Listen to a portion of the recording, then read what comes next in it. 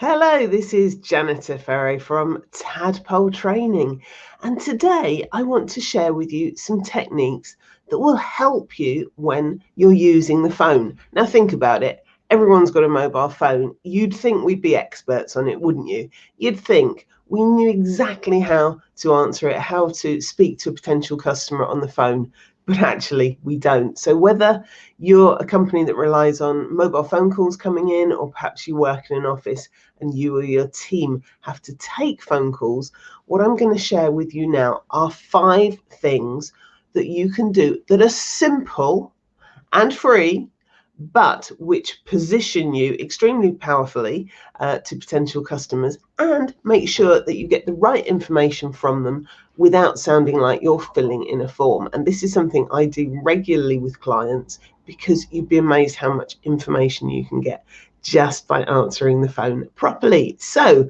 the first thing is, do you have a proper greeting? If you're just picking up the phone going, hello, then you're really not doing yourself any favors. So I suggest people use a 4-part greeting.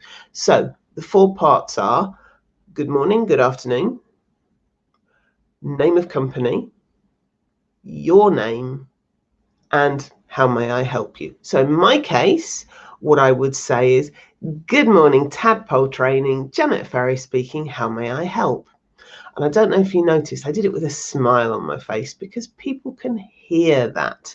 So why don't you listen to how your team answer the phone? So the 4 elements: good morning, good afternoon, name of company, their name, how may I help, and see if they're getting that right, because that is the very first impression that a new customer gets from you. So you've said hello. Okay, now you need to get their phone number. This is critical. Now, even if you've got the sort of phone that tells you what number they're ringing from, I'll tell you why this part is important. Now, I used to run a college, and we used to get a lot of foreign students ringing, and it was a decent sized amount of money that they'd have to pay to come on a course. But our huge problem was overseas phone lines. Often the call got cut off and we lost them. Now, don't go thinking, well, hey, that doesn't affect me because I work in the UK. We've got a similar problem with mobile phone reception. So what I'm going to show you now is a great way to get their phone number without looking like you're just trying to get their phone number. And I promise you this one works. So what you say is, you repeat your name, remember, because they've just come in and you've introduced yourself, but people don't remember. So you start off with your name. Absolutely, I can help you, because they've just told you why they're ringing. My name is Janet. Who am I speaking with? So they'll tell you what their name is. Then you say this: just in case we get cut off, name, what's the best number to reach you on?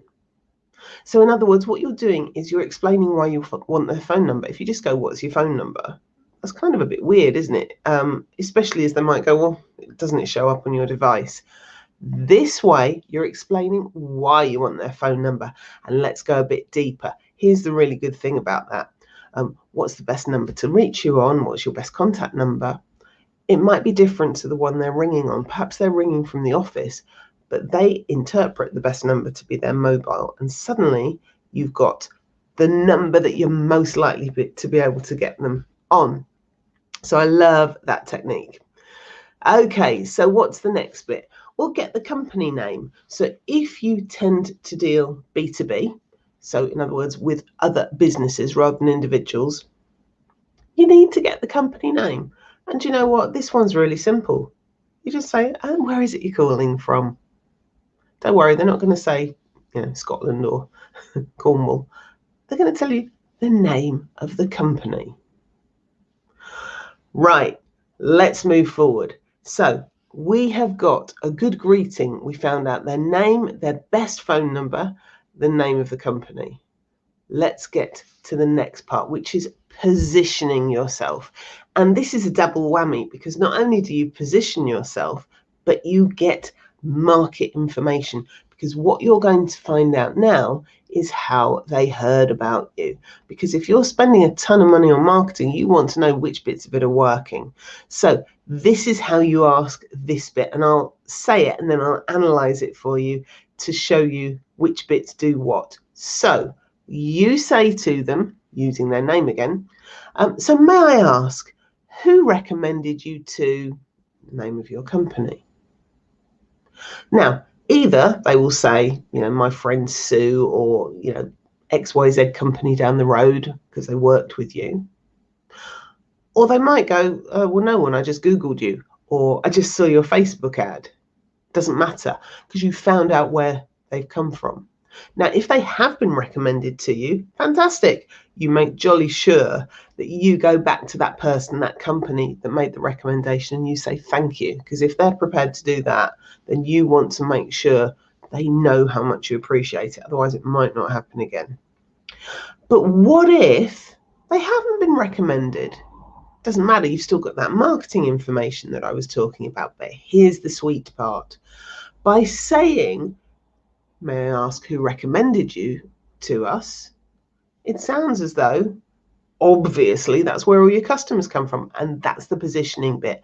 And you should then explain why you asked that. And you could say, the reason I ask is that most of our customers come to us from personal recommendation.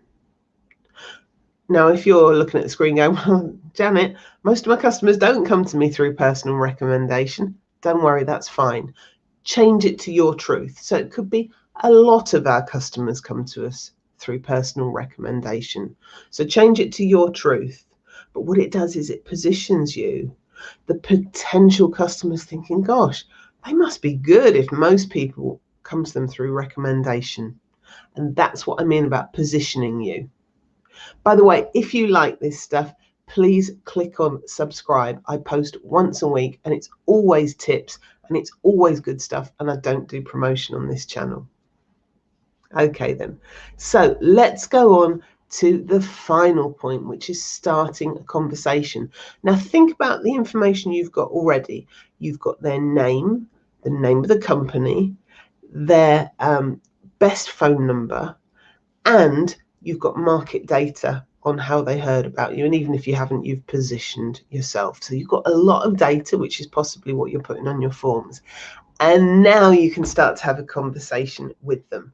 So the next part is getting them to tell you why they've rung. So my best question is, because they've given you a brief introduction in the first part, remember? So my best introduction is, name. Would you tell me in a bit more detail exactly why you've rung today? So you're encouraging them to speak, but did you hear that word today? Why was it that you rang us today? Why was it that you contacted us today? And what this is doing, to give you context, today, not yesterday, not last week, not tomorrow, not in 6 months. They rang you today. So something's changed. Maybe a project is about to begin. Maybe they've experienced a problem. Maybe something has broken and needs repairing or fixing. There's a reason they rang you today. And if you know what it is, that will help you close the sale. So look, I hope you found this interesting. This is the sort of stuff I do all the time, and I love it because you can make such a difference so quickly. Now, there are more steps to this, so I'll be doing that in another broadcast very shortly. But until then, take care and happy selling. Bye-bye.